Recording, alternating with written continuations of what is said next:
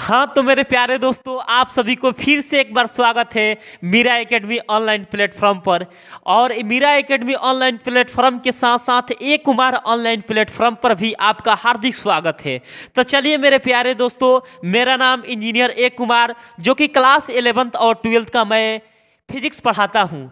तो चलिए मेरे प्यारे दोस्तों, आज क्लास 12th का यानी क्लास 12th का पहला चैप्टर्स विद्युत आवेश एवं विद्युत क्षेत्र का सेकेंड लेक्चर्स लेकर आए हुए हैं आप लोग को समक्ष।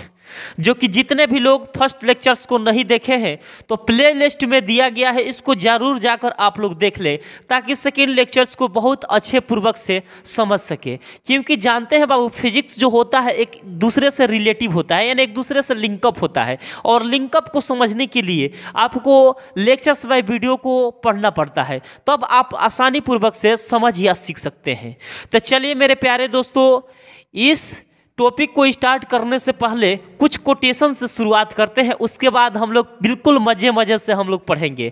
तो कोटेशंस आपका कुछ ऐसे हैं।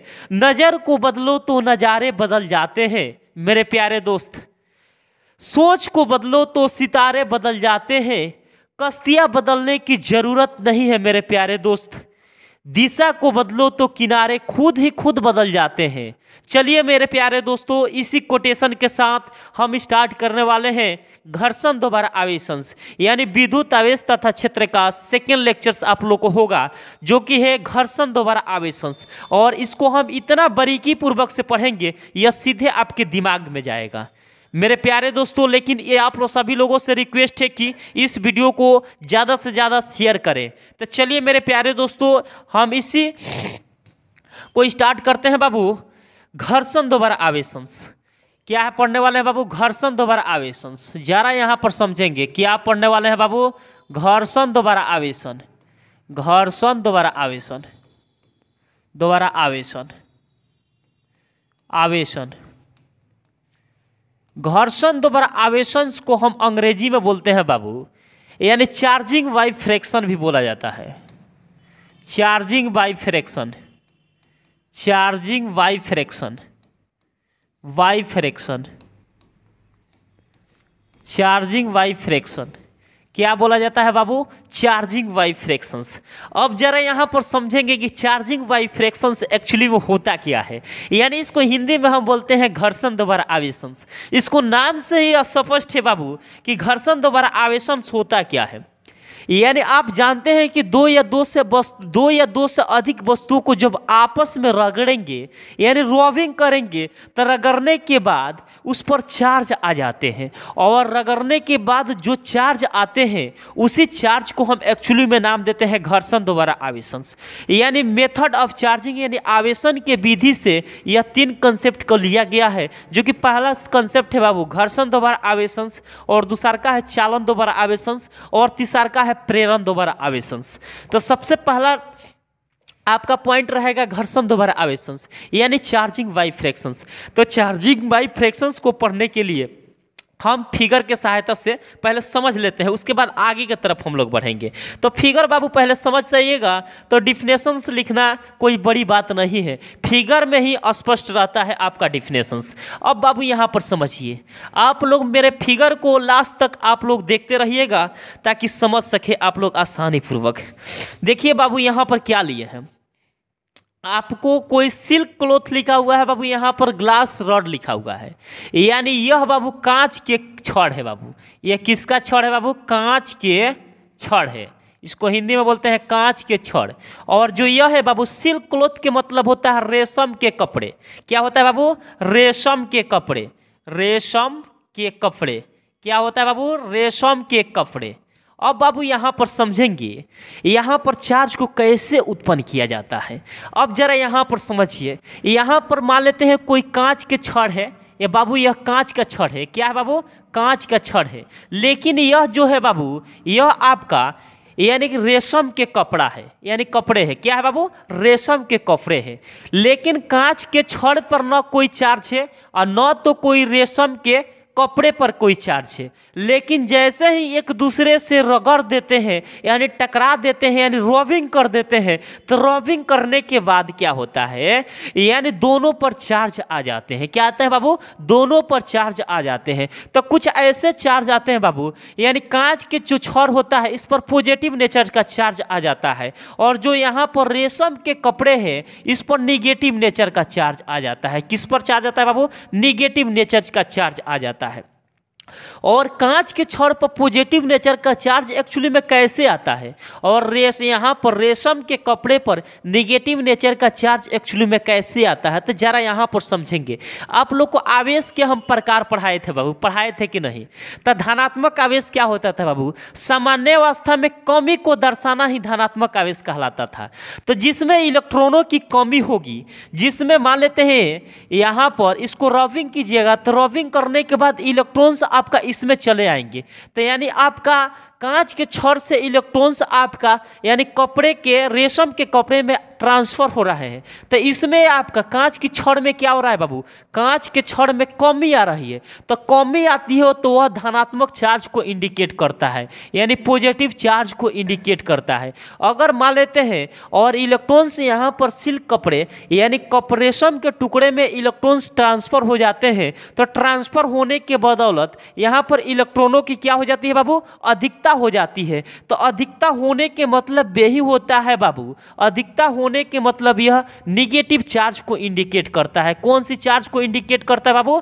निगेटिव चार्ज को इंडिकेट करता है। और यही मेथड आपको घर्षण द्वारा आवेशन कहलाता है। बताइए मेरे प्यारे दोस्तों, चुटकियों में समझ गए कि नहीं? घर्षण द्वारा आवेशन क्या होता है? दो सबस्टांस को आपस में रॉबिंग कीजिएगा और रॉबिंग करने के बाद इसको हटा लीजिएगा, तो हटाने के बाद उस पर कुछ चार्ज आ जाते हैं। दोनों सबस्टांस पर कुछ चार्ज के गुण आ जाते हैं। जिस तरह गुण आपका यहाँ पर पॉजिटिव नेचर है और यहाँ पर क्या है बाबू? निगेटिव नेचर का चार्ज है। बाबू यहाँ तक समझ गए? अब बाबू यहाँ पर हम लोग समझ गए, इसको हटा देते हैं। उसके बाद यहाँ पर आगे की तरफ हम लोग बढ़ेंगे। यहाँ पर क्या हेडिंग डाले थे बाबू? यहाँ पर हेडिंग डाले थे घर्षण द्वारा आवेशन, घर्षण द्वारा आवेशन, द्वारा आवेशन। अब बाबू यहाँ पर समझेंगे बहुत बारीकी पूर्वक से और पूरा डेप्थ में पढ़ेंगे घर्षण द्वारा आवेशन। और घर्षण द्वारा आवेशन को हम बोलते हैं बाबू charging by friction, charging by friction. क्या बोलते हैं बाबू? Charging by friction. अब बाबू यहाँ पर समझेंगे कि चार्जिंग बाय फ्रिक्शन एक्चुअली में होता क्या है। अब बाबू एक अगला एग्जाम्पल की एक्चुअली में मैं बात कर लेता हूँ। अब अगला एग्जाम्पल पर चलते हैं, क्योंकि अगला एग्जाम्पल क्या है बाबू? एग्जाम्पल को समझ जाइएगा तो यानी फिजिक्स काफ़ी आसानी पूर्वक से आप लोग समझ सकते हैं या सीख सकते हैं। तो चलिए यहाँ पर एग्जाम्पल की अगर एक्चुअली में मैं बात करता हूँ, यानी एग्जाम्पल नंबर यहाँ पर फर्स्ट। अब एग्जाम्पल कुछ ऐसे है बाबू, यहाँ पे मान लेते हैं आप लोग 9th और 10th में कुछ बेसिक टर्मोलॉजी आप लोग पढ़े होंगे। नहीं पढ़े होंगे तो थोड़ा बहुत हम बेसिक टर्मोलॉजी आप लोग को बता देते हैं कि यहाँ पर नहीं पढ़े होंगे तो कुछ बेसिक टर्मोलॉजी जान लीजिए। अब इस संसार में कोई भी वस्तु होता है, वह वस्तु किसी न किसी पदार्थ का बना होता है। जैसे मान लेते हैं यहाँ पर कोई वस्तु है, क्या है बाबू? कोई वस्तु है, तो वस्तु किसका बना होता है बाबू? कोई पदार्थ का बना होता है। किसका बना होता है बाबू? कोई ना कोई पदार्थ का बना होता है। और पदार्थ किसका बना होता है बाबू? जो पदार्थ होता है यानी जो सबस्टांस होता है बाबू, यह अणु का बना होता है। किसका बना होता है बाबू? अणु से बने होते हैं। किससे बने होते हैं बाबू? अणु से बने होते हैं। और अणु किससे बने होते हैं बाबू? परमाणु से बने होते हैं। किससे बने होंगे बाबू? परमाणु से बने होते हैं। और परमाणु के अंदर क्या होते हैं बाबू? इलेक्ट्रॉन्स होते हैं और प्रोटॉन्स होते हैं और क्या होते हैं बाबू? न्यूट्रॉन्स होते हैं। बताइए, इन बातों को आप लोग को बेसिक टर्मिनोलॉजी के तौर पर थोड़ा बहुत पता होगा, पता होगा तो बाबू यहाँ पर थोड़ा बहुत यहाँ पर समझ लेते हैं। और कोई भी वस्तु के अंदर क्या होते हैं बाबू? यानी आपका कोई भी परमाणु के अंदर यानी इलेक्ट्रॉन्स और प्रोटॉन्स और न्यूट्रॉन्स होते हैं। जैसे मान लेते हैं यहाँ पर कोई भी परमाणु के जो सेंटर होता है, सेंटर पर क्या होते हैं बाबू? प्रोटॉन्स और न्यूट्रॉन्स होते हैं। क्या होते हैं बाबू? प्रोटॉन्स और न्यूट्रॉन्स होते हैं। और यहाँ पर इलेक्ट्रॉन्स इसके चारों दिशाओं में क्या होते हैं बाबू? चक्कर लगाते हैं। इसके चारों दिशाओं में कुछ ऐसे चक्कर लगाते हैं। अब जरा यहाँ पर समझिए, यहाँ पे क्या होते हैं, नाभिक पर प्रोटॉन्स और न्यूट्रॉन्स उपस्थित रहते हैं, लेकिन इलेक्ट्रॉन्स इसके चारों दिशाओं में क्या लगाते हैं बाबू, चक्कर लगाते हैं। इसके चारों दिशाओं में क्या लगाते हैं बाबू, चक्कर लगाते हैं। कुछ ऐसे चक्कर लगाते हैं कि नहीं।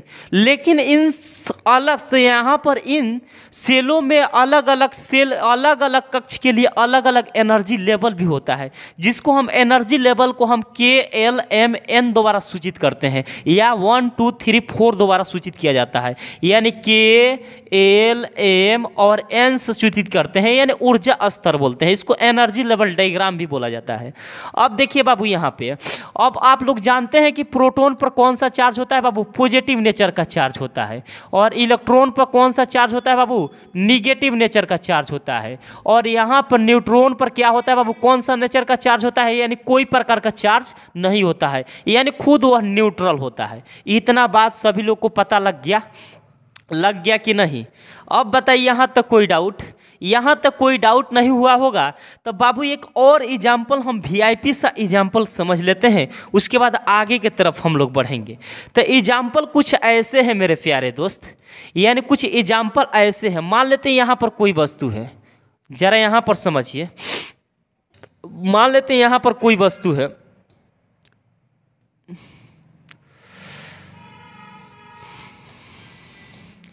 मान लेते हैं सपोर्टेड यहाँ पर कोई वस्तु है। एक्चुअली में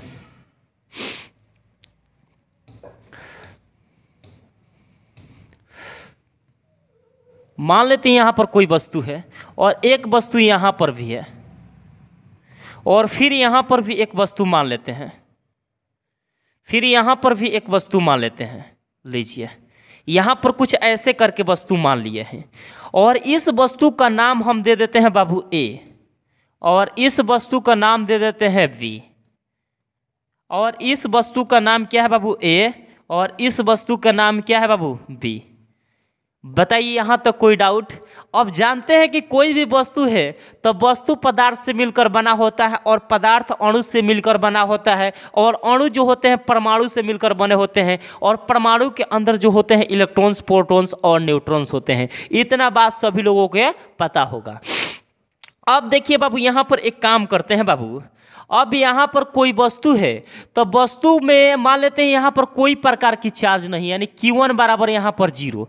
Q1 बराबर 0 के मतलब इस वस्तु पर कोई प्रकार की चार्ज नहीं है, और यहाँ पर B वाली वस्तु में भी कोई प्रकार की चार्ज नहीं, यानी Q2 बराबर क्या बाबू 0, यानी B वाला वस्तु में भी कोई प्रकार के चार्ज अवेलेबल नहीं है, यानी Q2 बराबर क्या बाबू 0।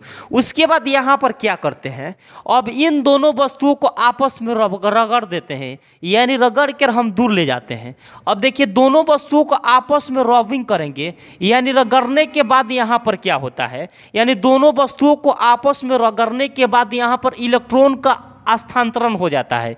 क्या हो जाता है बाबू, इलेक्ट्रॉन का स्थानांतरण हो जाता है। जब इलेक्ट्रॉन का स्थानांतरण होता है तो इससे इलेक्ट्रॉन्स इसमें जाकर प्रवेश करते हैं, तो यानी कुछ संख्या में इलेक्ट्रॉन्स प्रवेश करते हैं, तो नंबर ऑफ इलेक्ट्रॉन को हम n से लिखते हैं। और क्या प्रवेश करते हैं बाबू, इलेक्ट्रॉन प्रवेश करते हैं, तो यहाँ पर क्या लिखते हैं बाबू Ne। तो यानी यहाँ पर Q बराबर क्या बाबू -Ne, क्योंकि जिसके अंदर से इलेक्ट्रॉन्स निकलते हैं।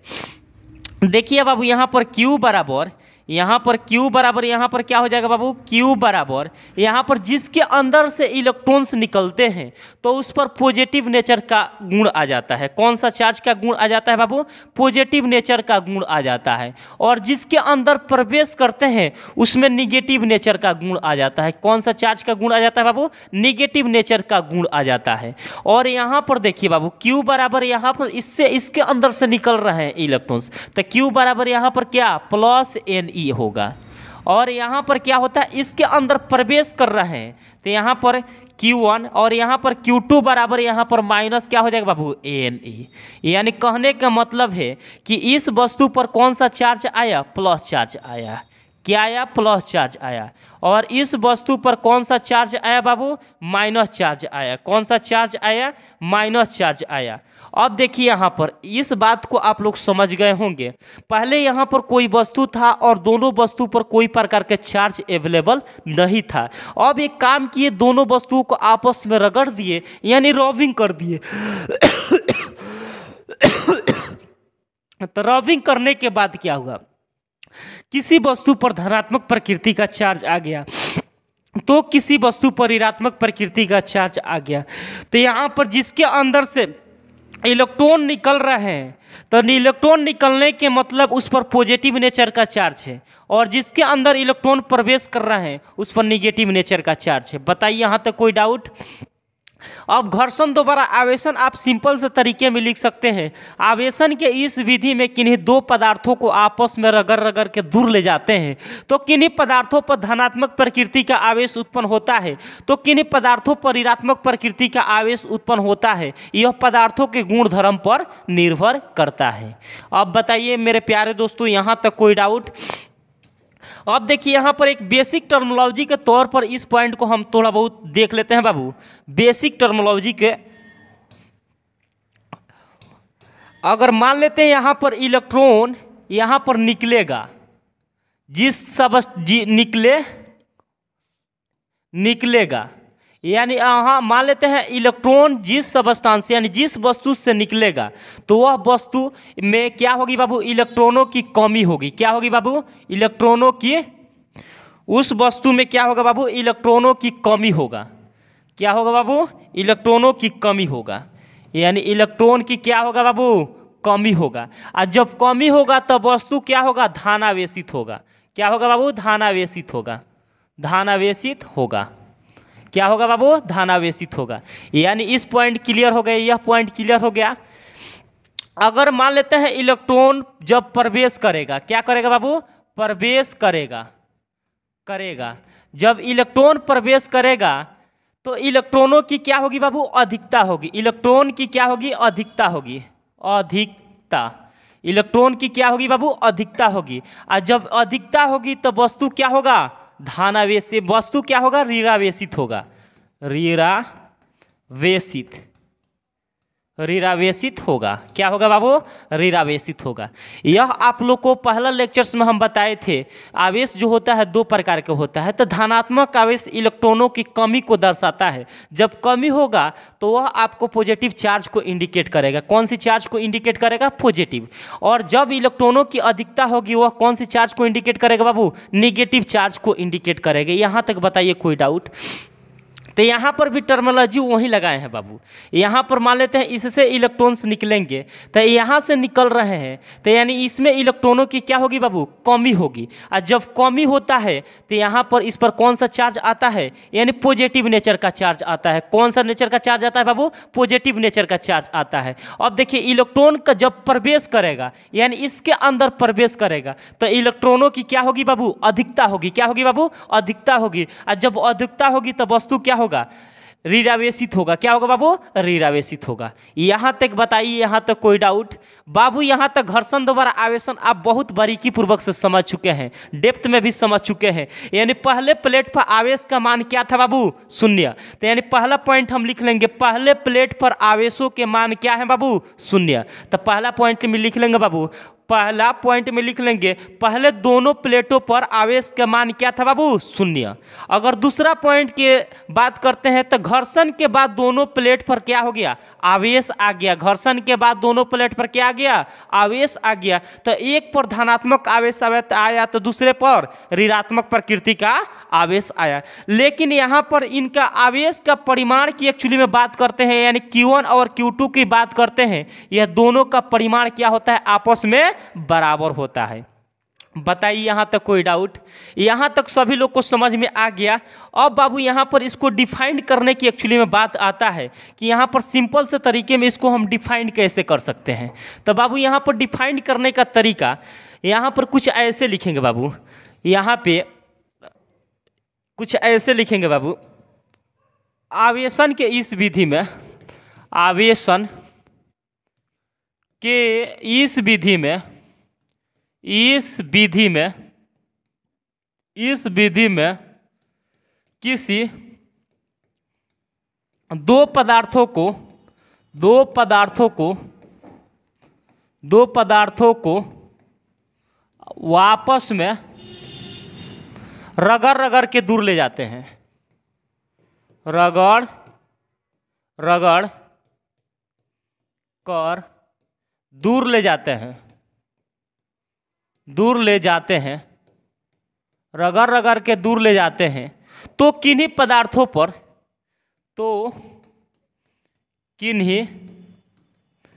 पदार्थों पर धनात्मक तथा ऋणात्मक प्रकृति के आवेश उत्पन्न हो जाता है,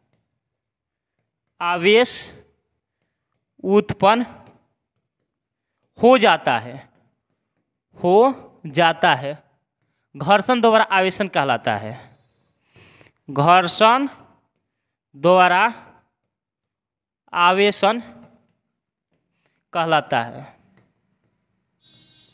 यहाँ पर लिख लीजिए बाबू, आवेशन के इस विधि में किन्हीं दो पदार्थों को रगड़ के दूर ले जाते हैं तो किन्हीं पदार्थों पर धनात्मक प्रकृति का आवेश, तो किन्हीं पदार्थों पर ऋणात्मक प्रकृति का आवेश उत्पन्न हो जाता है। यह पदार्थों के गुण धर्म पर निर्भर करता है। मेरे प्यारे दोस्तों, आज के लिए इतना ही रहने देते हैं, फिर अगले लेक्चर्स लेकर आएंगे आप लोग के समक्ष। Thank you so much.